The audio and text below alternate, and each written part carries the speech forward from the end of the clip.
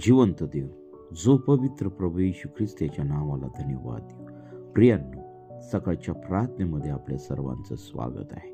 देवाने हा नवीन दिवस तुमच्या आणि माझ्या आयुष्यात जोडला, त्याबद्दल आपण त्याच्या नावाला धन्यवाद देऊ। कारण आमचा प्रभू परमेश्वर हा प्रीती करणारा परमेश्वर आहे, तो आमच्यावरती दया करणारा प्रभू आहे आणि म्हणून आपण त्या जिवंत देवाच्या चरणापुढे जाऊया।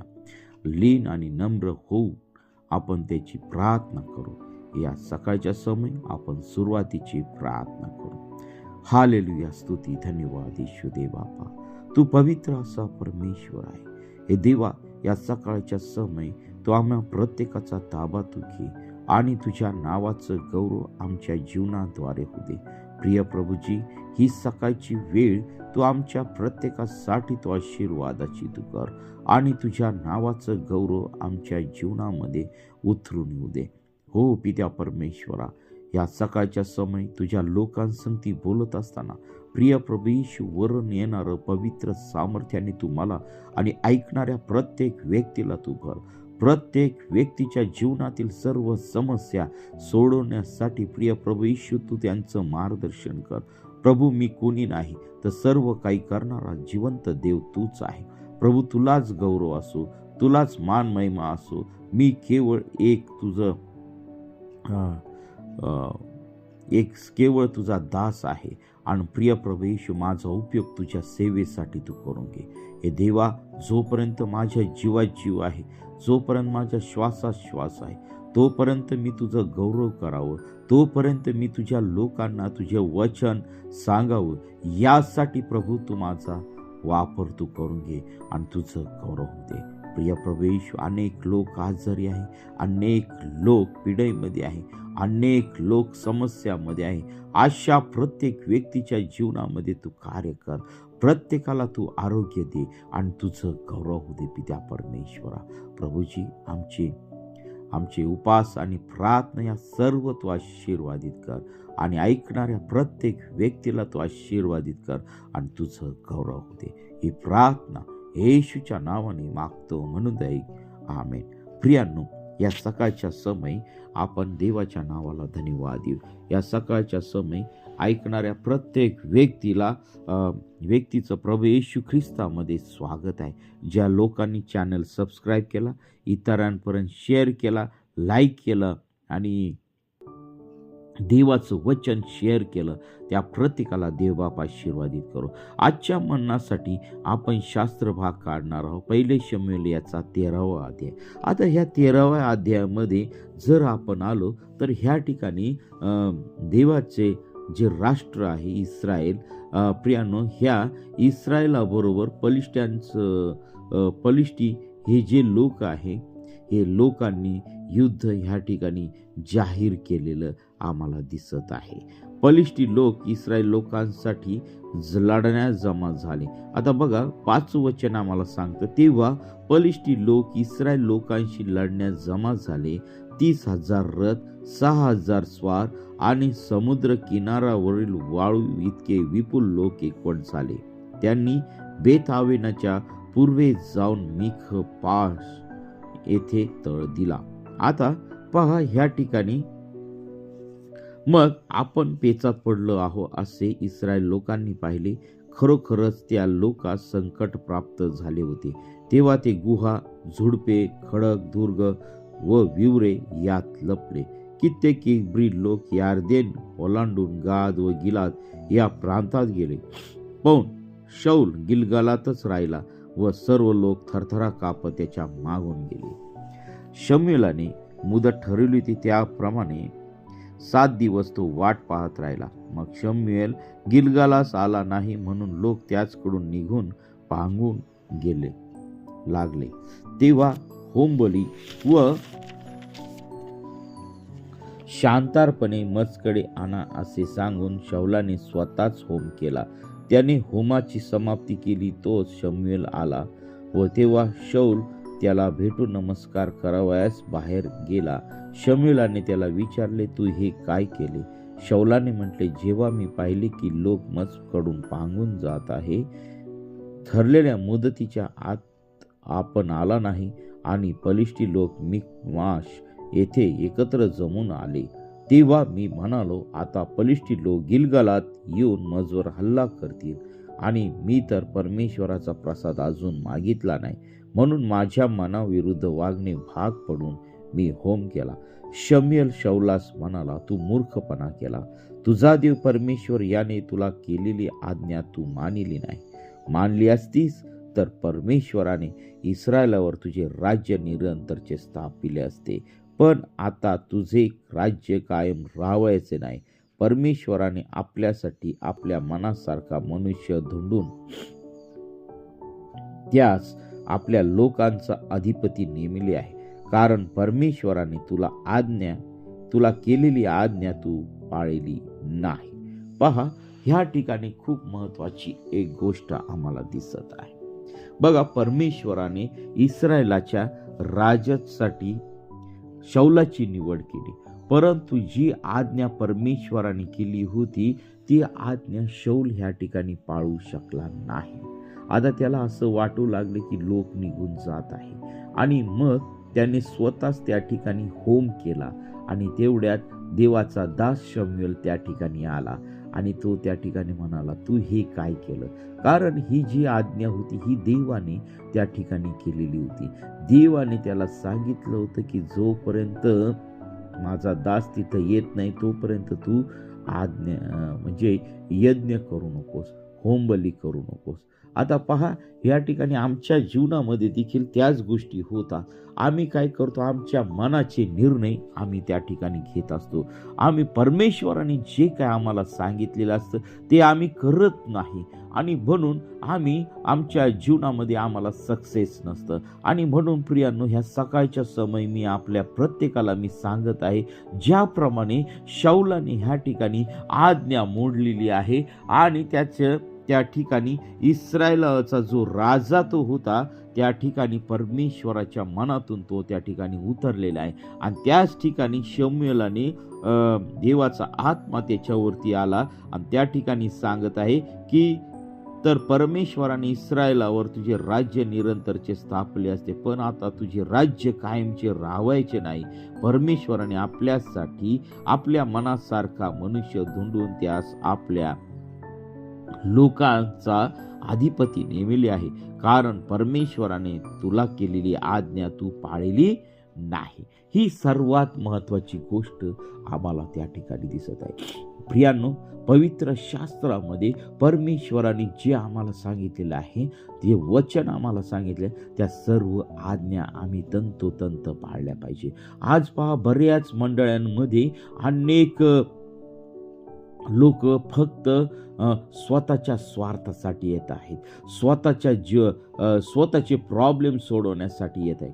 काही हरकत नाही, कारण परमेश्वर देवच आम्हाला सांगत आहे की अवकष्टी व भाराक्रांत हो, तुम्ही मजकडे या, म्हणजे मी तुम्हाला विसावा देईल. मत्तई 11:28 मध्ये देवाचं वचन आम्हाला सांगत आहे. परंतु याचा अर्थ असा नाही की आम्ही फक्त आमचे आजार बरे होण्यासाठी फक्त आम्ही प्रार्थनेला चर्चमध्ये येतो किंवा देवाच्या दासांचा वापर त्या ठिकाणी आम्ही करून घेतो. परंतु प्रियानो, जो जीवनदाता आहे, जो जीवन देणारा परमेश्वर आहे, त्याला आम्ही त्या ठिकाणी विसरून जातो. आम्ही त्याची महिमा करत नाही, आम्ही त्याची स्तुती करत नाही. आमच्या जीवनामध्ये त्या जिवंत देवाचा आम्ही स्वीकार करत नाही, अंतःकरणामध्ये आम्ही स्वीकार करत नाही. फक्त आम्हाला जगातील गोष्टी मिळवण्यासाठी फक्त आम्ही देवाकडे येतो. तर प्रियांनो, आज अनेक लोकांच्या प्रार्थना ऐकल्या जात नाहीत. का? तर आम्ही परमेश्वराच्या इच्छेप्रमाणे आम्ही चालत नाही. त्यामुळे परमेश्वर देव देखील आमच्या प्रार्थना ऐकत नाही. आणि म्हणून प्रियांनो, मी तुम्हाला एकच चांगली किल्ली देत आहे की ती म्हणजे की गुडघे टेका, पश्चाताप करा, अंतःकरणापासून प्रभू येशू ख्रिस्ताचा स्वीकार करा, त्याच्यावरती विश्वास ठेवा, आणि विश्वासाने त्याच्याकडे तुम्ही मागा, म्हणजे तो तुम्हाला दिल्याशिवाय राहणार नाही. प्रियांनो, ही सकाळच्या वेळेस मी तुमच्याकडे ही विनंती करीत आहे. पहा, ह्या ठिकाणी देवानेच शाऊलाला राजा केलं, परंतु प्रियांनो पहा, त्या ठिकाणी त्यांनी देवाची आज्ञा न पाळल्यामुळे, देवाच्या इच्छेनुसार न चालल्यामुळे आज त्याला इस्रायलाच्या राजपदावरून परमेश्वराने काय केलेलं आहे, बहिष्कृत केलेलं आहे. आणि ती निरंतरची सत्ता, जो आशीर्वाद परमेश्वर देव त्याला देणार होता, तो आशीर्वाद त्याला मिळू शकला नाही. आणि म्हणून प्रियांनो, आज आम्ही देवाच्या विरोधात आम्ही उतरला नाही पाहिजे. आज आमच्याकडे अनेक लोक प्रार्थनेला येतात. प्रियांनो, आम्ही काय करतो की आम्ही स्वतः त्यांच्यासाठी प्रार्थना करत नाही. आम्ही लोकांची ॲड्रेस देतो, इकडं जा, तिकडं जा, तिकडं जाऊन प्रार्थना करा. आमचा देव हा जिवंत देव आहे. त्याने तुम्हाला आणि मला, प्रत्येक जो विश्वास ठेवणार आहे त्या प्रत्येकाला प्रार्थनेची सेवा दिलेली आहे. देवाने तुम्हाला वचन सांगण्याची सेवा दिलेली आहे. देवाने तुम्हाला वचन इतरांना सांगण्याची सेवा दिलेली आहे. आणि ती सेवा आम्ही केली पाहिजे. ते सुवार्थ प्रसार आम्ही केला पाहिजे. जे अंधारात आहे, जे आजारी आहेत, जे दुःखी आहे, जे संकटामध्ये आहे, जे कर्जामध्ये आहेत, ज्यांच्या जीवनामध्ये अनेक प्रॉब्लेम भरलेले आहेत, ते सर्व समस्येतून सोडवणारा फक्त एकच देव आहे, तो म्हणजे जिवंत देव, जो पवित्र प्रभू येशू ख्रिस्त. आणि पहा, ह्या ठिकाणी शौल हा राजा, त्या राजाला देवाच्या इच्छेप्रमाणे चालता आलेला नाही. देवाची त्यांनी आज्ञा मोडली आणि त्या ठिकाणी त्याला त्याची शिक्षा ही मिळाली की त्याचं घरानं त्या ठिकाणी परमेश्वराने काय केलेलं आहे, इस्रायलाच्या पदावरून काढून टाकलेलं आहे. जर आम्ही शौल राजाची माहिती आम्ही मागच पाहिलेली आहे की तो एक सर्वसाधारण मनुष्य होता, परंतु त्या सर्वसाधारण मनुष्यातून त्या देवाने त्याला इस्रायलाचा पहिला राजा म्हणून त्या ठिकाणी मान मिळवला होता, त्याला मान दिला होता. परंतु प्रियांनो, जेव्हा आम्ही देवाच्या विरोधात चालतो, देवाची आज्ञा मोडतो, त्यावेळेस आमचं जे देवाने दिलेलं वैभव आहे ते काढून घ्यायला वेळ लागत नाही.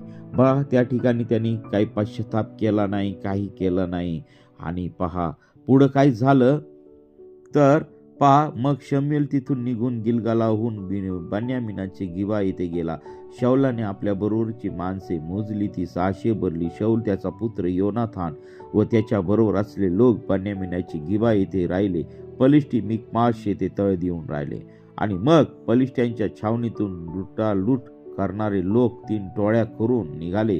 मग एक टोळी शुवाल नामक प्रांताकडे अफ्राताच्या वाटेने गेली, दुसरी टोळी बेत होरानाच्या वाटेने गेली, तिसरी टोळी सोबाईम खोऱ्याकडील प्रांताच्या वाटेने रानाकडे गेली. इस्रायलाच्या अवघ्या देशात कोणी लोहार मिळत नसे, कारण इब्री लोकांस तरवारी अथवा भाले करता येऊ नये असा पलिष्ट्यांचा उद्देश होता. आणि पहा, आणि त्याच्यात इस्रायल लोकांची परिस्थिती त्या ठिकाणी वाईट होती. ती म्हणजे की त्यांच्यामध्ये लोहार नव्हता. त्यांना धार लावायसाठी त्या ठिकाणी कोणी कारागीर नव्हता. आणि त्यांचे शस्त्र जे होते ते सर्व बोथट असे होते. आणि ह्या सर्व परिस्थितीमध्ये पहा, परमेश्वर देवच त्या इस्रायलाचं रक्षण करताना दिसत आहे. परंतु प्रियांनो, जो परमेश्वराचा आत्मा शौलाच्या बरोबर होता, त्या परमेश्वराचा आत्मा शौलावरचा निघून गेलेला आम्हाला त्या ठिकाणी दिसत आहे. ज्या वेळेस त्यांनी आज्ञा मोडली, त्याच वेळेस परमेश्वर देवाने त्याला त्या ठिकाणी सोडलेला आम्हाला दिसत आहे. परंतु आज तसं नाही आहे. प्रभू येशू ख्रिस्ताची कृपा आमच्यावरती आहे. प्रभू येशू ख्रिस्ताचं प्रीती आमच्यावरती आहे. प्रियांनो, आम्ही कितीही वाईट असलो तरी परमेश्वर देव त्याच्या मायेने आम्हाला तो जवळ घेत आहे. आमच्या सर्व पापांची क्षमा करावयास आमचा देव जो पवित्र प्रभू येशू ख्रिस्त तो समर्थ आहे. आणि म्हणून प्रियांनो, आम्ही त्याच्या आज्ञेमध्ये, त्याच्या प्रीतीमध्ये आम्ही राहायला पाहिजे. आता ह्या ठिकाणी शौलाने त्या ठिकाणी अभिषेक गमावलेला आहे. देवाचं सामर्थ्य त्या ठिकाणी गमावलं, केवळ आज्ञा न पाळल्यामुळे.